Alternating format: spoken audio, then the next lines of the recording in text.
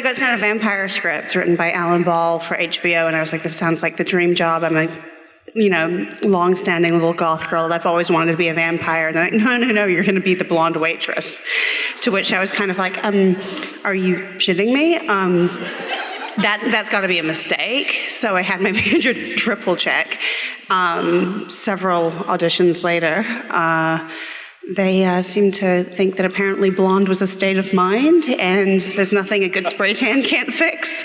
And they had a little imagination, and there I was. Indeed you were. And we're very glad for that. How about you, boss? When did this become a blip on your radar? I was back in England, and I had just come back. I'd just been fired from a job, which was awesome. I wasn't the only one. We were all fired, but I got back to London, and it was kind of the most fortuitous thing that had ever happened, really, because I said to my manager, I'm done, I'm not going back. I've tried it in America, they didn't want me, I got fired, I'm going home. And as soon as I did that, some of you might know this story, but the casting directors were so upset from that job that I had been let go, and some of the other cast had been let go, that they leaked to other casting directors in Los Angeles my screen test from that job.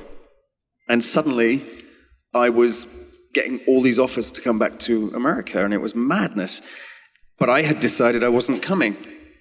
And so the more you say no in this business, the more people get excited.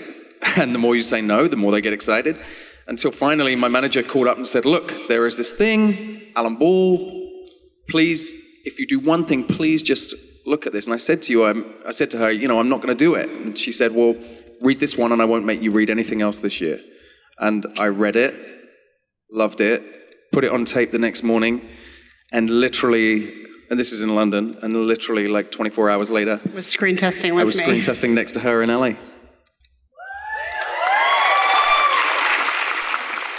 And you didn't want to do it. So there's some similarities. I had been fired. I wasn't saying no to anything. But I'm still here. Exactly I'm on the couch. It worked out fine. But I auditioned. So there wasn't a Pam scene, for seasons. There were just sarcastic lines, and they kind of cut them together. And all I knew was vampires, Alan Ball, HBO, and I was like, I'm good. So but the industry would never let me play anyone tough. I always was a victim, and I did a lot of crying, and so I thought, oh my God, they're never gonna let me play this role. So I tried to come up with the most caustic way to say every single line, and they were all unrelated, so it was bizarre. It was like a sort of a Pam sizzle reel, and I was just like, evil, pause, super bored, pause, screw you. And then I left. It was on video. And then they called a month later. I'm still saying yes. I'm not saying no. And they said, come back in and read again. Everybody else said no. Can you come back in? They all said no 5 times. But, all right, Kristen, you want? Yes! So I came back in. That makes me nervous when they bring you back in, because it means you did something right and something they're not sure of. And it was the same people in the room. So I don't know what got me back in the room, but I don't know what to not do that didn't get me the job already. So I did the same thing, went to the Philippines to shoot a movie because we were on strike.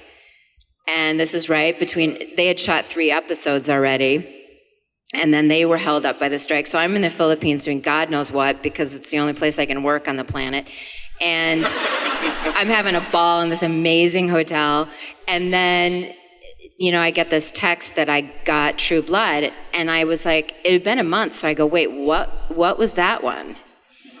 And they said, it's the vampire one. I was like, oh, good, I wanted that one.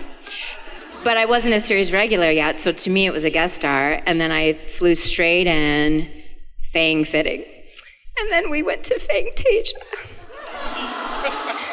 I was at Fantasia in my new fangs and my uncomfortable corset, and these people were so welcoming and so lovely because it's a new school, you know, when you go, and they were just so amazing. And you were super jet lagged, and it was really funny. I was so jet lagged. It was so funny.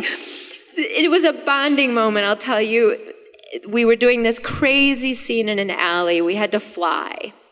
And they hadn't done this yet on the show. So it was this super like college movie setup with a piece of wood with some wheels on it and a rope. And Alex is in this wig, and it was just a whole thing. And he's got to fly down the alley with Anna in his arms, but really that means he has to just carry another human while running. And I'm so tired, and it's in the middle of the night, and I'm cold, and they're explaining how this is all gonna go. And I hear her amazing laugh. Like this, she has the best laugh in the world, this big laugh. And I look over at her, and she goes, "You should see your face." Because I was like, get me out of this chicken shit outfit. So anyhow. I think that what you guys saw in that episode, when they fly off, is this kind of like almost Spike Lee moment when he does that kind of crane shot where people just sort of glide through. But what you don't see is the piece of wood on skateboard wheels and like this crappy bit of metal that you're holding on to, and you don't see like the guy is running there going like this, you know. And we were hysterical. So hard. There was a prop guy running backwards with a fan on a long extension cord to move Alex's wig. And that wig, by the way, doesn't move. It didn't. It never did move. That thing was not I know it was true to the books, but it was I think like everyone could agree it was good when Eric got a haircut. It was like an ex-snow leopard that had been stuck to his head, you know. Great. Anyway. So how about you, Flash Gordon, or Flash Thompson? When did it start for you? I came on in the third season because the werewolves show up in the third book, Club Dead. And by that time, True Blood was the hottest show, piece of acting, like anything. It was hotter than all the movies that were out at the time. I mean, that was it. And that was all anybody could ever talk about. And a friend of mine sent me like a link, I guess, to the books and said, "Hey man, you know there's werewolves coming up. Read this description. It's like she's writing about you." And it was like, you know, some longshoreman with hair and a beard and, you know, whatever, you know, how Charlaine described the character. I said, "Oh man, werewolves. Oh man, I always wanted to play a werewolf. Oh, that'd be so cool. Oh, that show's amazing." And so then he sent me another link that there were a bunch of bloggers and people online like fantasy casting the rest of the characters from the book. And a bunch of people had stuck pictures of me when I had long hair up on these websites. And apparently, as the story goes, that website was sent to one of the casting directors who saw it and got the idea to call me in. And did not know that. Yeah, and so I went in. I was Junie, so I met Junie, and but there was actually I got called in first because Alcide didn't show up until I think episode 3 of that season, but Coot showed up in episode 1. So they held all these Coot sides. Yeah. So I went in and played Cooter, who was high on vampire blood. That was my scene. So I'm in the back seat, like drinking blood, like getting like high, like I'm on acid, with Libby Goldstein, who is 4'9". From like Long Island with this very nasal Long Island voice. So she's reading the lines for me as I'm doing Cooter. And oh my God, he's a wolf. And she's this far away from my face and I'm snarling in her face and licking the blood. And she's like, "Oh God, oh no." And that was my audition for all the producers were there. It was like me and like the whole gang. It was like 12 people in the room, everybody, the whole writer's room. And I remember doing my thing, and it just, you know, it felt, when you're an actor, sometimes you think, "Oh man, I nailed that," and you don't get the role. It's the kiss of death, because you're so self-conscious that like you didn't do a good job. You were actually watching your own performance. But it was one of those things where I came out of there and was like, that's the best audition I've ever fucking had. I could hear them talking in the room when I left.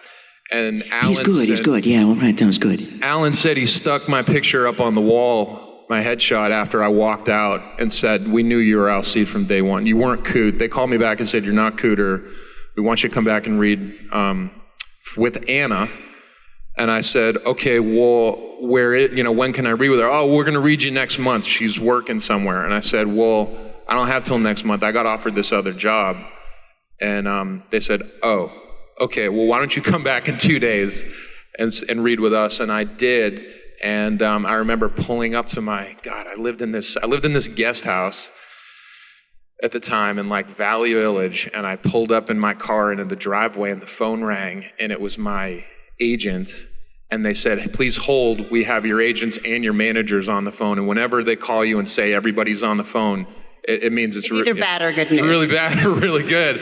And I knew I had just come, and it was like, my heart started racing, and they said, "You got it." And that was it. And then I knew it. I mean, it was like, you're going to be the werewolf on the hottest fucking show ever on television. And it changed my life.